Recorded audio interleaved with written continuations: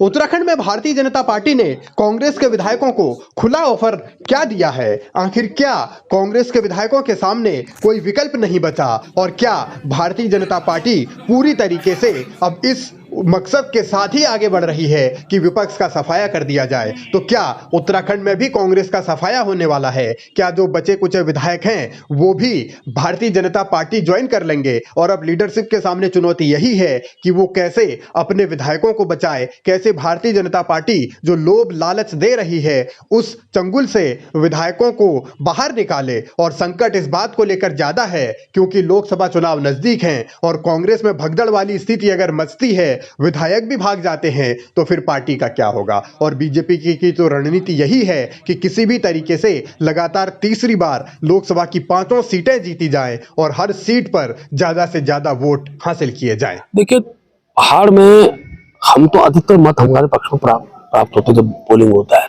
हमने तय किया कि इस बार हम 10% मतों में वृद्धि करेंगे, लेकिन साथ साथ जो मैदानी क्षेत्र की बूथ है, हमने तय किया कि मैदानी क्षेत्र में जहाँ बहुत अच्छी संख्या मतदान होता है वहाँ पिछली बार पड़े हुए वोटों में हम 370 अतिरिक्त वोट हमको प्राप्त हो, उसका हम प्रयास करेंगे। क्योंकि 370 वोट का असर अपने श्यामा प्रसाद मुखर्जी को सरदार सोना का विषय भी रहेगा, तो इसके दृष्टि हमने लिया। और पहाड़ के क्षेत्रों में, क्योंकि पहाड़ में तो इतने मत बचे नहीं रहते, बड़ी संख्या में लोग मतदान करते हैं, तो 10% पिछली बार की पोलिंग है, 10 अतिरिक्त मत हमको प्राप्त हो। जो बूथ हम हारे थे उन बूथों के लिए हमने स्पेसिफिक कार्य योजना बनाई है। मेरे और मुख्यमंत्री जी का उन विधानसभा में पहला दौरा 4-5 मार्च से हम लोग प्रारंभ कर देंगे।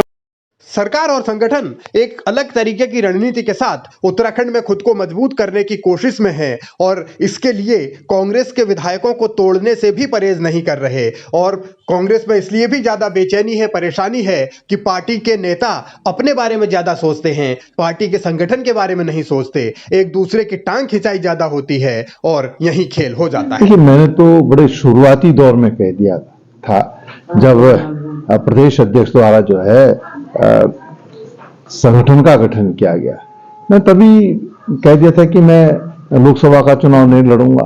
और जिनके दृष्टिगत जो है प्रदेश अध्यक्ष जी ने संगठन का गठन करके व्यूह रचना की है, उनको लड़ाए। हम तो जिसको के लिए उन्होंने सारा संगठन खड़ा किया है, जिनको लड़ाएंगे हम उनको जिताने का काम करेंगे।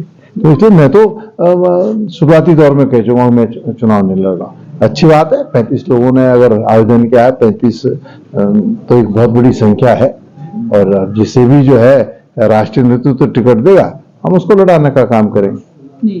कांग्रेस के सामने सबसे बड़ी चुनौती यही है कि यहां संगठन नहीं बल्कि अपने आप को ज्यादा महत्व देने वाले नेताओं की भरमार है और यही कांग्रेस की कमजोरी का सबसे बड़ा कारण भी है। अब बीजेपी इसी का फायदा उठाने की कवायद में है और कांग्रेस के विधायकों को सीधे सीधे अपने पाले में लाने के लिए डोरे डाल रही है। बीजेपी ने यह खुला ऑफर दे दिया है कि आइए और बीजेपी के टिकट पर विधानसभा भी चले जाइए। यानी विधायकों को जो सदस्यता जाने का खतरा था, उस खतरे को भी बीजेपी पूरी तरह टालने की बात कह रही है कि अगर आप अपनी पार्टी छोड़ते हैं, यहां आते हैं, तो विधानसभा की सदस्यता आपको अपने टिकट पर दिलवाएंगे, यानी उपचुनाव लड़वाएंगे। तो अब देखना है कि बीजेपी के इस ऑफर के बाद कांग्रेस में कितनी भगदड़ मचती है, कितने विधायक भागते हैं और कांग्रेस का क्या हाल होता है।